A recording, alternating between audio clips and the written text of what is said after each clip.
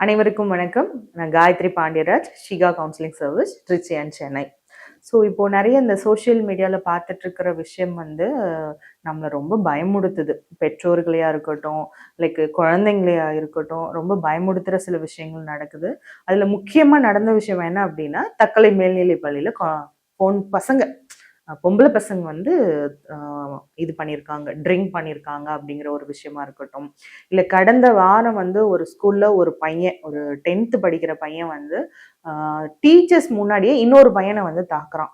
So அவனோட aggression level அந்த வீடியோவுக்கு தெரியுது. அந்த வீடியோவில் சொல்கிறான், ரத்தம் கொட்ட கொட்ட நான் அடிப்பேன் அப்படிங்கிற மாதிரி அந்த காட்சிகளாக இருக்கட்டும்.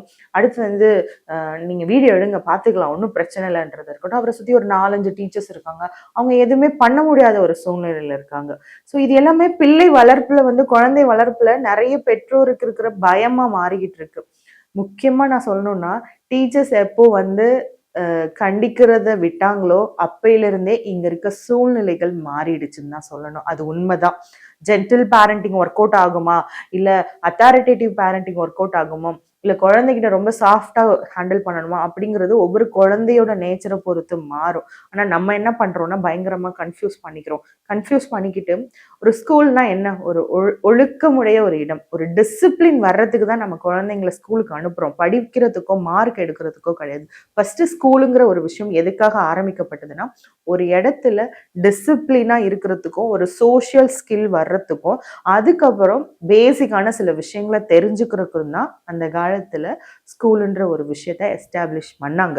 பட் இப்ப என்ன ஆயிடுச்சு அப்படின்னா, அந்த ஸ்கூல்ன்ற இடத்துல இருக்கிற ஆசான், அதாவது டீச்சர்ஸ் கண்டிக்கிறத எப்ப நிப்பாட்டினாங்களோ அப்ப எல்லாமே இங்க மாறிடுச்சு.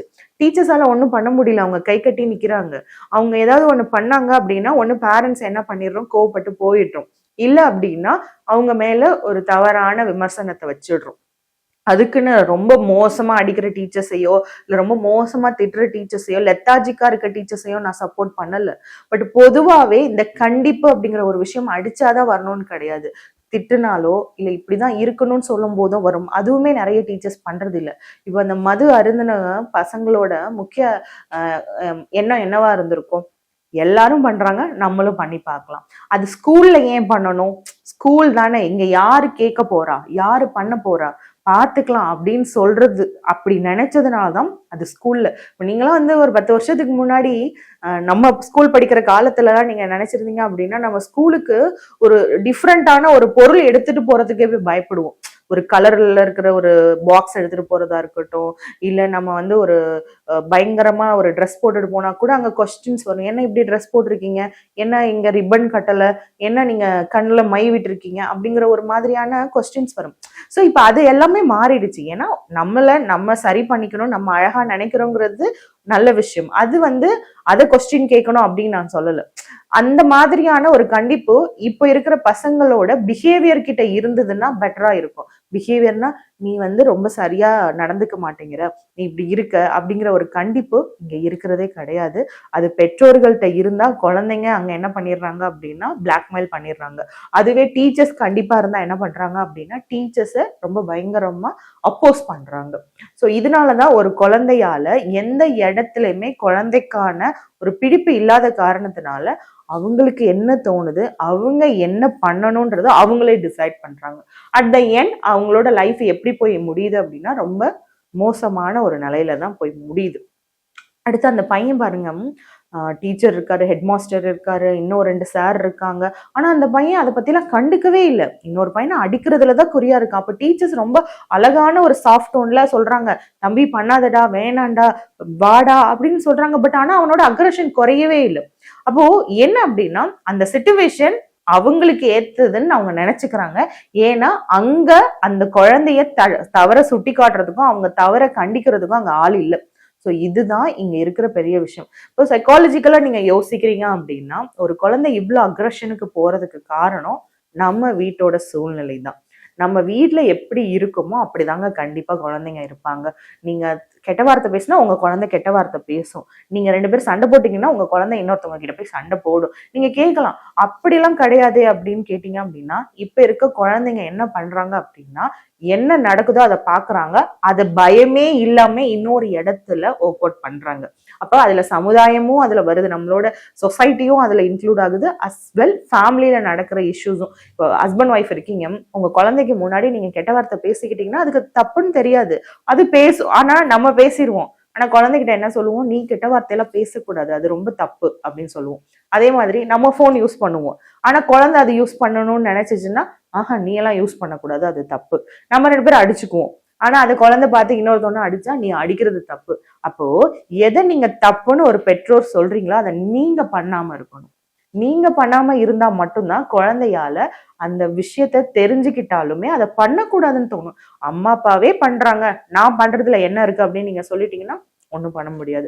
ஒரு 10 வருஷம் 15 வருஷத்துக்கு முன்னாடி அப்பா குடிக்கிறாருன்னு வச்சுக்கோங்களேன், பசங்க என்ன பண்ணுவாங்க, எங்க அப்பா குடிக்கிறாரு, நான் இனிமே குடிக்க மாட்டேன், எங்க அப்பா மாதிரி நான் ஆக மாட்டேன், எங்க அப்பா மாதிரி நான் இந்த ஒரு சொசைட்டில கெட்ட பேர் வாங்க மாட்டேன், குடிக்கிறது அவருக்கு எவ்வளவு தப்புன்னு தெரியலன்றது அந்த பசங்க தாண்டி இப்போ என்ன ஆயிடுச்சு அப்படின்னா, எங்க அப்பா குடிக்கிறாரு, நான் குடிச்சா என்ன தப்பு, எங்க அப்பா இந்த பிராண்ட் யூஸ் பண்றாரு, அந்த பிராண்ட்ல தான் நான் வாங்கி குடிக்கிறேன், அவரு நல்லா தானே இருக்காரு, நான் என்ன, அப்படிங்கிற ஒரு சூழ்நிலைக்கு பசங்க போயிட்டாங்க.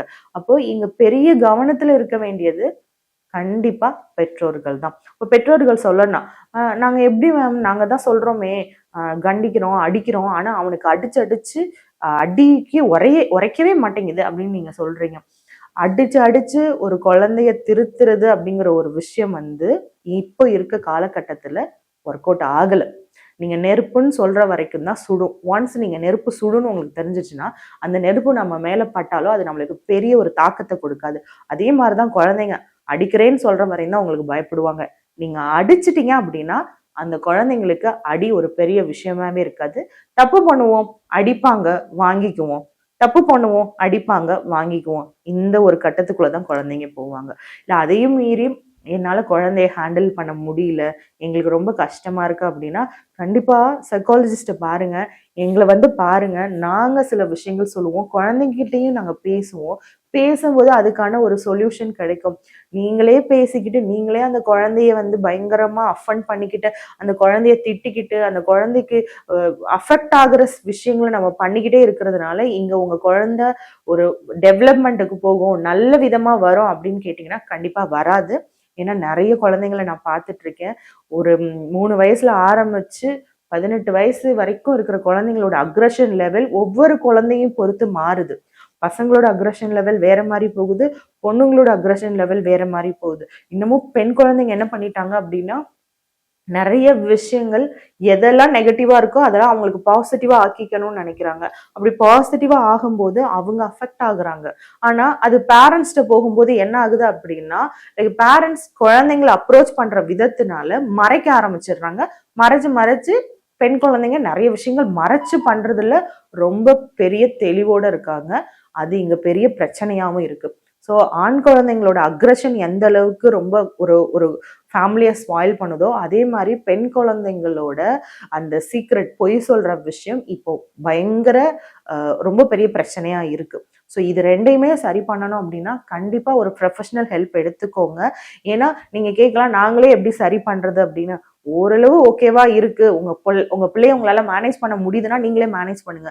இல்ல உங்க குழந்தை கைமீறி போயிட்டாங்க அப்படின்னா கண்டிப்பா கவுன்சிலர்ஸை அப்ரோச் பண்ணுங்க, ஷிகா கவுன்சிலிங் சர்வீஸ் அப்ரோச் பண்ணுங்க. கண்டிப்பா உங்களுக்கான தெளிவை நாங்க கொடுக்கறதுக்கு ரெடியா இருக்கோம். தேங்க்யூ.